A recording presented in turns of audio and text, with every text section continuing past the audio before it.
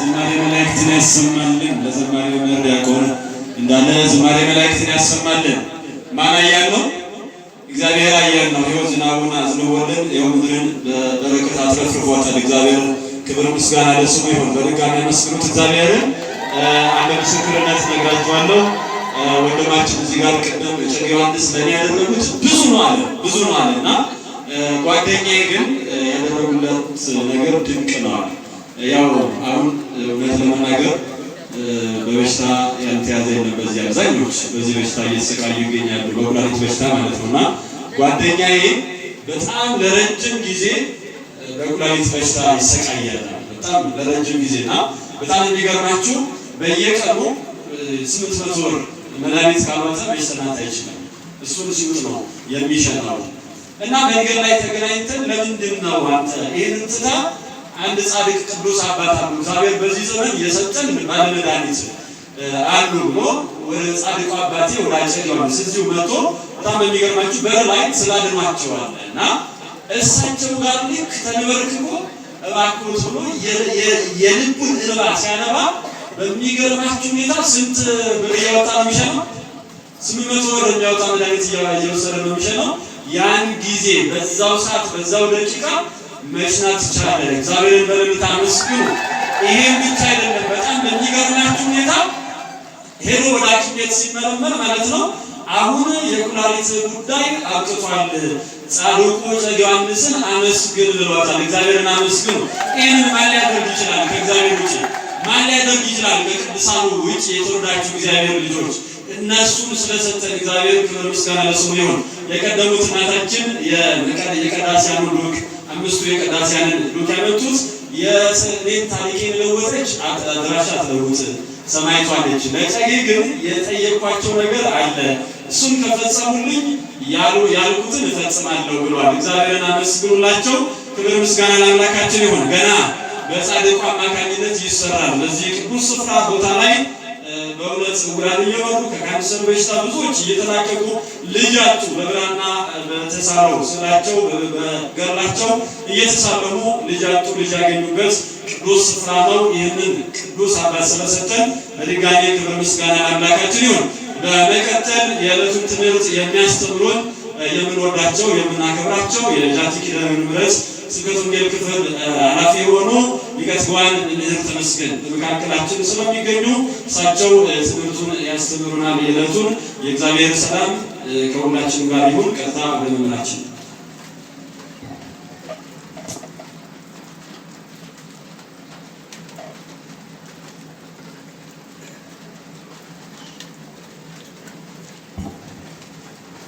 አቤቱ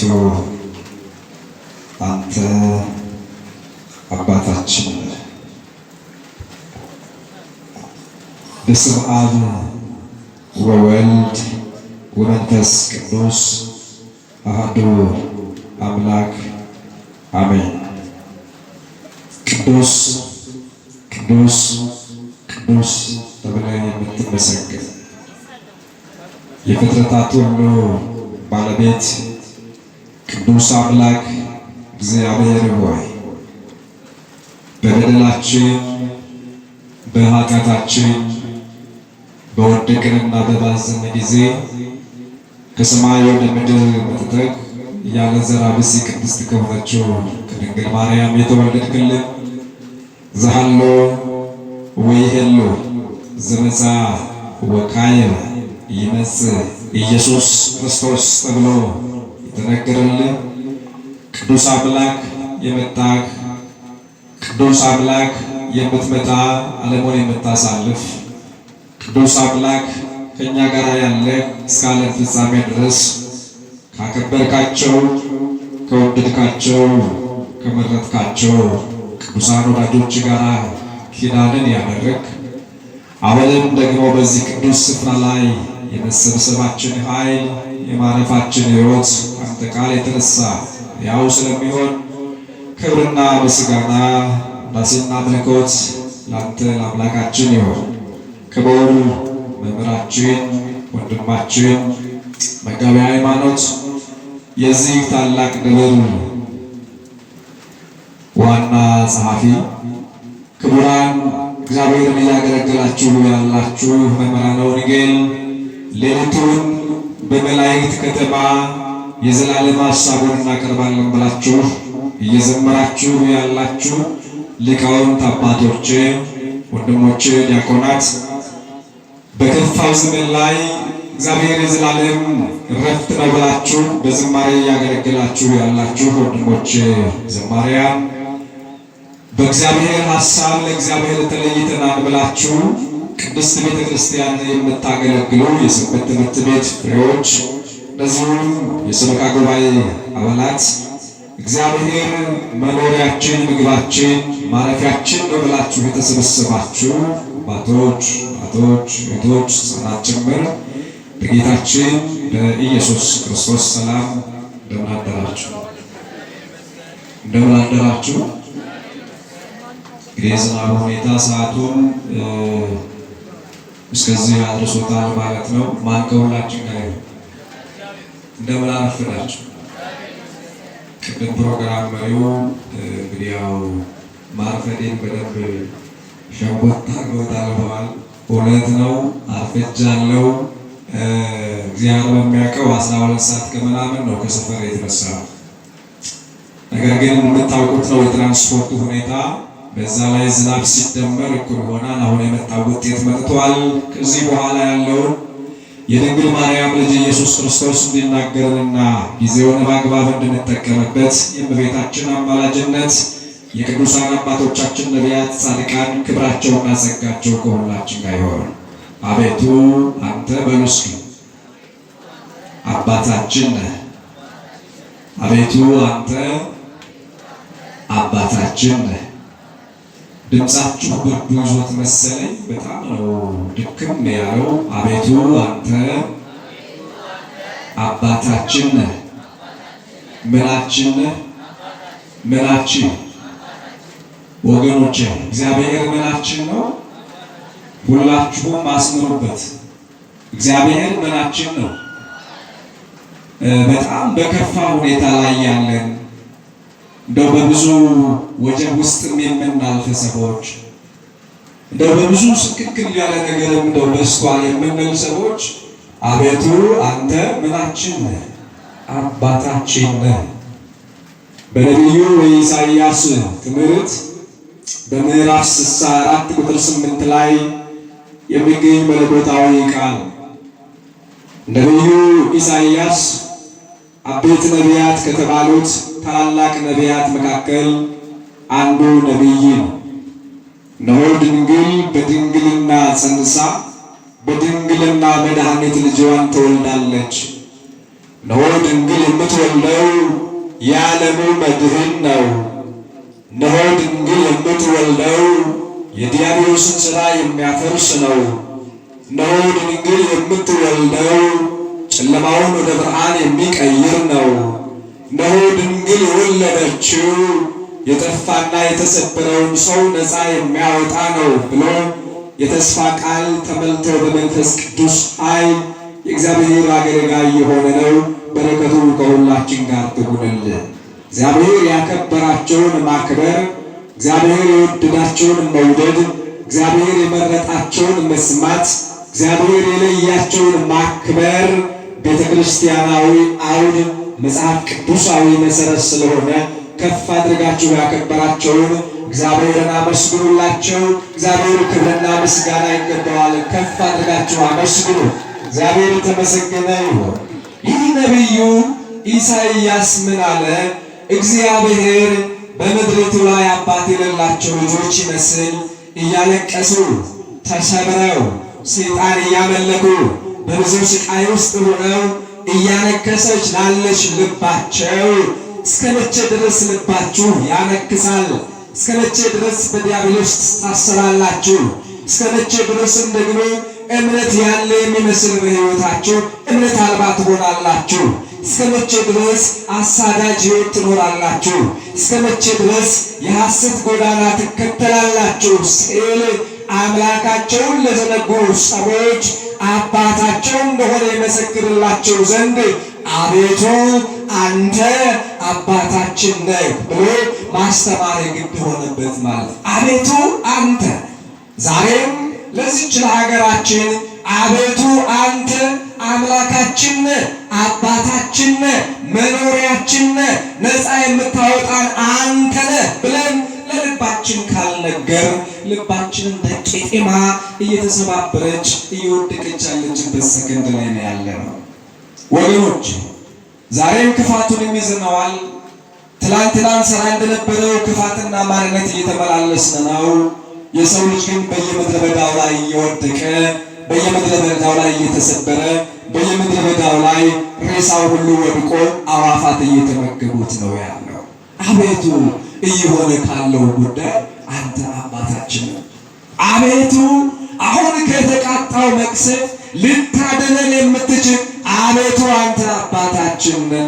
አቤቱ አሁን ካለ መቅሰፍትና መከራ ነፃ ልታወጣን የምትችል አንተ አባታችን ነህ ብለን ካልዘመረን ጊዜው ከፍቷል ወገኖች። ስለዚህ እውነት የእግዚአብሔር ልጆች ከሆን እግዚአብሔርም ደግሞ ከእኛ ጋር እንደሚሰራ እኛንም እንደሚሰማ ካወቅን የከፋውን ዘመን እግዚአብሔር ማሻገር ይችላል። እናቶቼ በደንብ አድምጡ፣ ወንድሞቼ በደንብ ስሙ። በተለይ እንደው ጸሎት የምታደርጉ ሰዎች ጸሎታችሁን ብዙ ጊዜ አንድ ራማኪዳት ነው የተማርኩና አንድ ትልቅ አባት ነበሩ። ወንጌል ሲነበብ እንደው አንድ ትንሽ ሰይጣን የሚያስቸግራት ነበረች። ካህኑ ወንጌል ብለው ሲጀምሩ እሷ ጸሎቷን ትጀምራለች። ጸሎቷን የሚጀምረው በወንጌሉ እንትን ነው እና ምን አለው አባት፣ አይ ያንቺ ጸሎት ወንጌል የሚከለክል ከሆነ ባይጸለይስ ምን አለ ይባላል። እና ወንጌል ከተጀመረ በኋላ በ6 ሰዓት ላይ ሻማ መለኮስ ነው። ወንጌል ሰማይና ምድር የማይችሉት የእግዚአብሔር ቃል። በእርግጥ ያው እኛ ብዙ ጊዜ ወንጌሉን ከዘማሪው ጋራ፣ ወንጌሉን ከሰባኪው ጋራ፣ ወንጌሉን ከሰዎች ጋር አታች አድርገን ስለምናየው የዘላለም አምላክ እግዚአብሔር የእርሱ ቃል እንደሆነ እንዘነጋውና እንፈተናለን። የእግዚአብሔር ቃል ሲነገር መላእክቱ እንኳን ተነጥፈው የሚሰሙት ከሆነ የኔና የእናንተ ሕይወት አብዝቶ ከእርሱ ጋር ሊሆን ያስፈልገዋልና የቸርነት ጌታ ከሁላችን ጋር ሆኖ እንዲያስተምረን የቅዱሳን አባቶቻችን በረከትና ጸሎት ከሁላችን ጋር ይሁን። ነቢዩ ኢሳይያስ ምዕራፍ 64 ከቁጥር 8 ላይ ወደ ኋላ ከ7ኛው ቁጥር ላይ እያነበባችሁ ስትመጡ በኢየሩሳሌም ላይ ላሉ እግዚአብሔርን ተስፋ ላደረጉ በብዙ ፈተና ደግሞ ለሚናጠው ልባቸው ጸንተናል ብለው ላልጸናው ሕይወታቸው ሰላም አለን ብለው ሰላም ደግሞ ሩቅ ለሆነባቸው እንደዚህ ብሎ ማስተማር ጀመረ። ለምንድነው እናንተ የምትጨነቁ? ለምንድነው እናንተ ግራ የምትጋቡ? ለምንድነው እኛ እየሰማን እንዳልሰማን ይሆን ነው? ለምንድነው የሰላም ምድር ላይ ተቀምጠን ሁከትና ብጥብጥ የበዛው ብለን ስናስብ እግዚአብሔርን በመረጃ እንጂ በእምነት የሚያውቅ ልብ ስለጠፋ ብቻ። ለእግዚአብሔር መረጃ የሌለው ሰው የለም። ሰማይና ምድር ማን ፈጠረ ብንል እግዚአብሔር ይላል። የወደቀውን ማን አነሳ ብንል እግዚአብሔር ይላል። አልዓዛርን ማን አስነሳው ከሞት ብንል እግዚአብሔር ይላል። ወደ ራሳችን ሕይወት ስናመጣው ግን ከአልዓዛር የበለጠ ለብዙ ዓመት የሞተ ማንነት በውስጣችን። አልዓዛርን ነፃ ያወጣው እግዚአብሔር ነው ካለ በእኛ ሕይወት ውስጥ እንደ አልዓዛር እኛን ሕያው የሚያደርግ አምላክ እንደሆነ አምኖ መቀበሉ ላይ ግን ብዙ የቤት ስራ የሚጠብቀን ነገር አለ። የብዙ ሰዎች ሕይወት የሚፈተነው የብዙዎቻችን ሕይወት ተስፋ የሚያስቆርጠው ምኑ ላይ ነው ብላችሁ ስታስቡ አባታቸው እንደሆነ ያውቃሉ፣ ልጆች እንደሆኑ ግን በትክክል መራመድ ደግሞ ይከብዳቸዋል። ስለዚህ እግዚአብሔር አባታችን ከሆነ እኛ ደግሞ ልጆቹ ልንሆን ያስፈልጋል።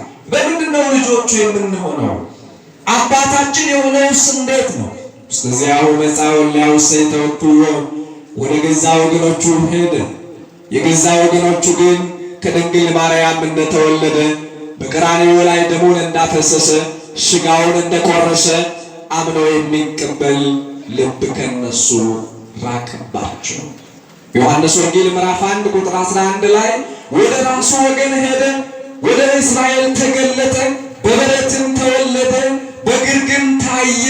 ያ ቅዱስ አምላክ እግዚአብሔር ማንም በማይቀርበው ብርሃን የሚኖረው በከብቶች ጋት ደግሞ እንስሳቱ ላሄባቸውን እየገበሩለት እስትንፋሳቸውን እያቀበሉ በዛ በበረት ሲገለጥ በሁሉ እኛ የእስራኤል አምላክን የምንጠብቀው ንጉሥ ከሆነ በቤተ መንግሥት እንጠብቀዋለን እንጂ በከብት በረት የሚገኝ ለራሱ ደግሞ መታቀፊያ እንኳን ልብስ የሌለ ደግሞ ራሱን ያላዳነ ንጉሥ እኛን እንዴት ነው ከሮማውያን ቀኝ ግዛት ነፃ ሊያወጣን የሚችል?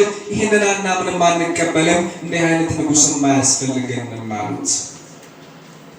ደሙ ላዕሌነ ወላዕለ ውሉድነ ይቤሉ፣ ደሙ በእኛና በልጆቻችን ላይ ሁሉ ይሁን፣ እኛ እሱ ልንቀበለው አንችልም። እየገፋንና እያክፋፋን ደግሞ ከሰፈር ውጭ እንዲሰቅል እናደርገዋለን ብለው ልባቸውን አጠነኑ፣ ልባቸውንም አጣመሙ።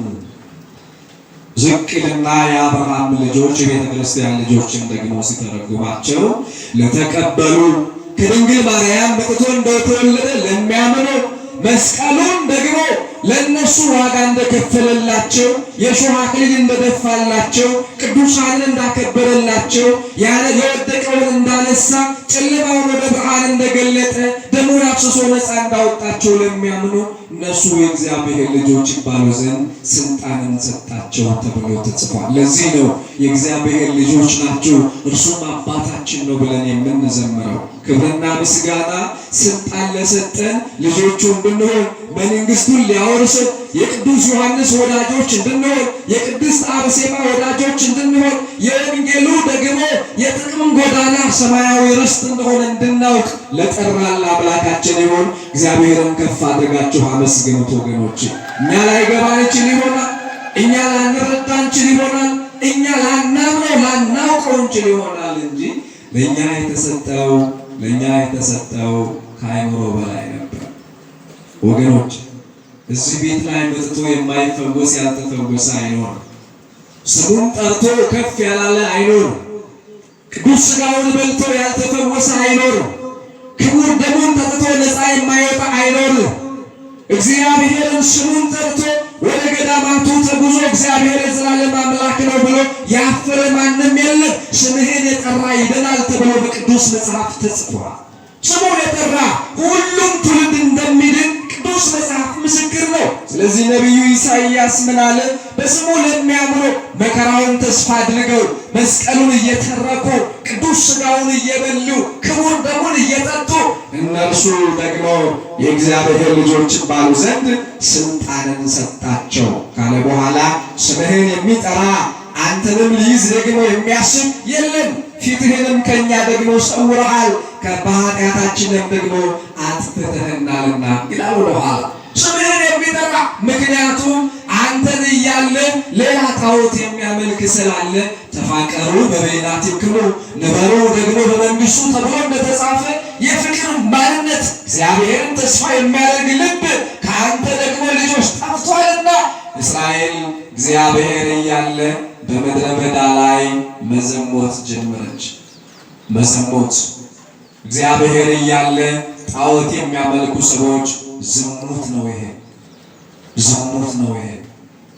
ለአንድነት ተጠርቶ ክርስቲያን የሚገዳደል ከሆነ ዝሙት ነው ይሄ። ምክንያቱም የፈሰሰው ደም አንድ አድርጎ መንግሥቱን ሊያወርስ ነው። ያ ቅዱስ አምላክ ኢየሱስ ክርስቶስ በጥፊ የተመታው የዘላለም መንግሥቱን ሊያወርስን ነው እና ወገኖቼ እስራኤል በምድረ በዳ ላይ ድንጋይ ደግሞም ቅባት እየቀቡ በማይሆን ስፍራ ላይ መመርከክና እግዚአብሔርን ማሳዘን ጀመሩ። ነቢዩ ኤርምያስ ኃጢአታችሁ ይህንን ከልክላለች፣ በደላችሁም ደግሞ ይህንን ፈጽማባችኋለች፣ እግዚአብሔር እናንተ ጋር እንዳይሆን እናንተም ከእግዚአብሔር ጋር እንዳትሆኑ ለያችሁ አለ። ለያችሁ። ነገር ግን እንዴት ነው ታዲያ አንተም እጃችንን ካልያዝከው እኛስ ደግሞ ከአንተ ጋር መሆን ካልቻልን ምን ያስፈልገናል ብሎ ነቢዩ ሊነግራቸው ተስፋ ቆርጠው ደግሞ እንዳይባዝኑና እንዳይሄዱ አቤቱ አንተ እኮ አምላካችን ነህ፣ እኛም ደግሞ ጭቃንን ሰሪያችን አንተ ነህ አሉት። የሰራን እግዚአብሔር በቃሉ መጀመሪያ ፈጠረን፣ በኋለኛው ዘመን ግን እርጥብ መስቀል ተሸክሞ በሞታችን ሞቱን አሳልፎ ሕይወቱን አሳልፎ ሰጠ። እኔና እናንተ የተቸገርነው ምናልባት ቤታችን ስላልተቀየረ ዘመናዊ ያኗኗር ማንነታችንን ደግሞ ፈቀቅ ስላላለ እግዚአብሔርን አማራ ነው ይሆናል። እግዚአብሔር የት አለ የሚሉ ሰዎች እጅግ ብዙ ናቸው። እግዚአብሔር ወዴት ነው ያለው የሚሉ ሰዎች እጅግ ብዙ አሉ። ላይ ያላችሁ እህቶች ትታዩኛላችሁ። የፊት ለፊት ያለው ወንበር ላይ መጣችሁ ትቀመጡ ጥሩ ነው። እኔ ጋር ተፋቶ ያለው ባዶ ወንበር ነውና ርቃችሁ ያላችሁ ወደዚህ ሰብሰብ በሉ። ዝናቡ ቆሞ ከሆነ እዚህም ያላችሁት ፍቃዳችሁ ከሆነ ወደዚህ ፊት ለፊት ብትመጡ ደስ ይለኛል። እግዚአብሔር ከሁላችን ጋር ይሁን። እናንተ ወደዚህ ናችሁ፣ እኔ ወንበሩ ላይ ነው ያለሁትና እኔ ዝማሬ ዘምራለሁ፣ እናንተ ተነስታችሁ ወደዚህ። ርቃችሁ ያላችሁ ሁላችሁ በተለያየ ስፍራ ላይ ያላችሁ ወደዚህ ሁላችሁ ጥላ ያላችሁ ጥላችሁ ይዛችሁት እዚህ ትንሽ ደቂቃ ነው ከኔ ጋር የምንቆየው። ወደዛ ወደዚህ የሚል ልብ ሊያስቸግር ስለሚችል ፊት ለፊት እየተያየን ብንማማር ጥሩ ነው። ከመስቀሉ ውለታ ጋር ሲነጻጸር ወንበሩን አራግፉት። ወንበሩን እያራገፋችሁ ተቀመጡ።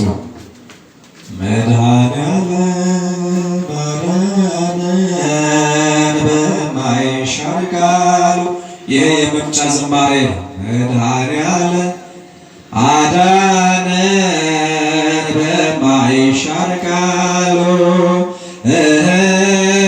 ደስ ይበለን ደስ ይበለን እልል በሉ አዳነን በማይሻር ቃሉ ደስ ይበለን ደስ ይበለን እልል በሉ አዳነን በማይሻር ቃሉ ደስ ይበለን ደስ ይበለን እልል በሉ አዳነን በማይሻር ቃሉ ደስ ይበለን ደስ ይበለን እልል በሉ አዳነን በማይሻር ቃሉ ደስ ይበለን ደስ ይበለን እልል በሉ አዳነን በማይሻር ቃሉ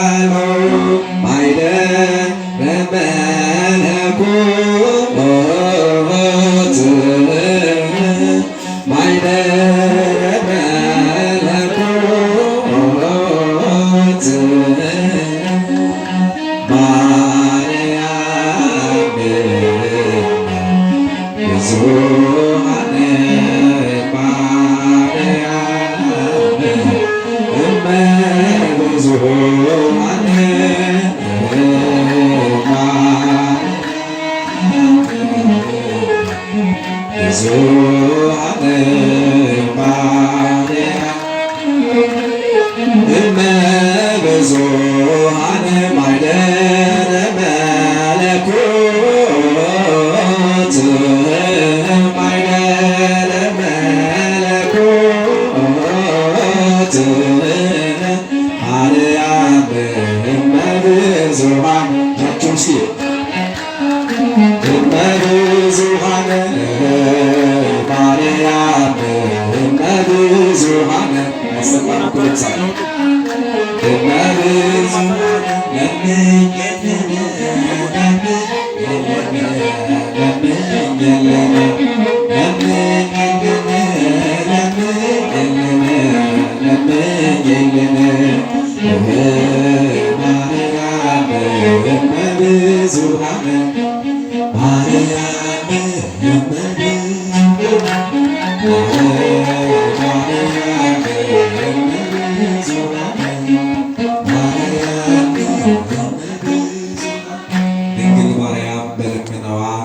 ድንግል ማርያም በእናትነት ፍቅሯ የከፋውን ዘመን በምልጃ ብታለመልመው ሰላማችን እንዲመለስ እግዚአብሔር ይርዳል። እግዚአብሔር ከሁላችን ጋር ይሁን። እግዚአብሔር ከሁላችን ጋር ይሁን። እንግዲህ ያው የክረምቱን ጠባይ በትክክል በእናንተ ፊት እያየሁት ነው። ባልከፋም እንደምን አረፈዳችሁ? አልሆን ብሎ ነው የዘመረው። እንግዲህ ዘማሪዎቹም ይቀርባሉ ያለ ስራዬ ገብቼ ማበላሸው እናንተ ነው ትንሽ እንግባባ ከሚል አንጻር ነው ወደ ዝማሬው የመጣ ነው እንጂ ወገኖቼ፣ የእግዚአብሔር ቤተሰቦች ጌታ ሆይ በሉ እስኪ። የለም ድምፃችሁ በጣም ቀስቅሶ ጌታ ሆይ አስተምረን። ምን በለን? እግዚአብሔር ያስፈልገንም ወገኖች። አሁን እኮ በዚህ ዘመን እግዚአብሔርን የበለጠ የምንሰማበት ጊዜ ነው። መጽናኛው የእግዚአብሔር ቃል ነው። እርስ በርሳችን ተንኮል፣ ጥላት እንደዚህ ሲያደርገን የሚሻለው እግዚአብሔርን አንተ አባቴ ነህ ልንለው ይገባል። እኛም ደግሞ ልጆቹ ልንሆን ይገባል። አንተ መድኃኒታችን ነህ፣ እኛም በአንተ እንድናለን ብለን ተስፋ ልናደርገው ይገባል። ሌላ ተስፋ የለንም ወገኖች። ዳዊት እንደዘመረ አይነ ኩሉ ነፍስ ይሴፎ ኪያከ፣ አንተን ተስፋ የሚያደርጉ አያፍሩ፣ ምክንያቱም አንተ በጸበሉ ትፈውሳለህ። አንተን ተስፋ የሚያደርጉ አያፍሩ፣ ቅዱስ ሥጋህን የበሉ ነፃ ይወጣሉ። አንተን ተስፋ ያደረጉ ደግሞ ለዘላለም መንግሥቱን ይወርሳሉ። ምክንያቱም አንተ ለልጆች ቀራንዮ ላይ ደምህን ያፈሰስ ሥጋህን የቆረስ የሾህ አክሊል የደፋህ አምላክ ስለሆንክ ማለት ነው። እና ነቢዩ ይቀጥልና አሁንም በቅዱሱ መጽሐፍ ላይ እንዲህ ብሎ ነው የሚናገረው። አቤቱ እጅግ ደግሞ አንተ አትቆጣ፣ ለዘላለምም ኃጢአታችንንም አታስብ ይላል። አቤቱ አንተ ለዘላለም ደግሞ እጅግም አትቆጣ፣ ምክንያቱም እኛ አንተን አሳዝነንሃል፣ እኛ አንተን በድለንሃል። እግዚአብሔርን ያልበደለ ከዚህ መካከል እኮ የለም። እግዚአብሔርን ያላሳዘነ ይኖር ይሆን? በእግዚአብሔርና በእናንተ መካከል ፍጹም ደስታ ይኖር ይሆን ወገኖች? በእኛና በእግዚአብሔር፣ እግዚአብሔር በእኛና በእኛ ሕይወት መካከል፣ በወጣትነታችን መካከል፣ በሰንበት ትምህርት ቤታችን በምናሳልፈው ጊዜ፣ በሰፈራችን፣ በኑሯችን፣ በንግዳችን ክርስትናውን በተቀበልንበት ጊዜና ሰዓት ጀምሮ እኛና እግዚአብሔር በምህረቱ ብቻ ነው የኖርነው እንጂ ከእግዚአብሔር ቸርነት የተነሳ ነው በፊቱ የቆምነው እንጂ እግዚአብሔርን በድለነዋል። ሐዋርያው ቅዱስ ጳውሎስ እግዚአብሔርን ያስደሰተ የእግዚአብሔርን ክብር ያልጎደለው አንድ ሰው እንኳን የለም።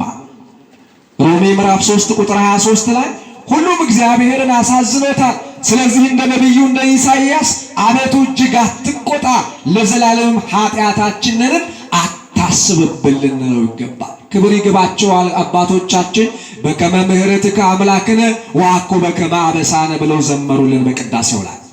እንደ ቸርነትህ ነው እንጂ እንደ በደላችን አይሆን፣ እንደ ክፋታችን ሳይሆን እንደ ምሕረትህ ይሁን።